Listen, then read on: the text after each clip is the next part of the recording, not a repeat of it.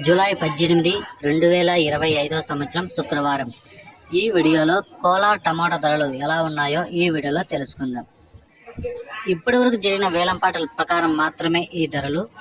ఇక్కడ 15 కేజీల బాక్సులు కోలార్లో మూడో రకం కాయలు 100 రూపాయల నుంచి ప్రారంభమై 120, 140, 160, 180, 200 వరకు అయితే పలికాయి.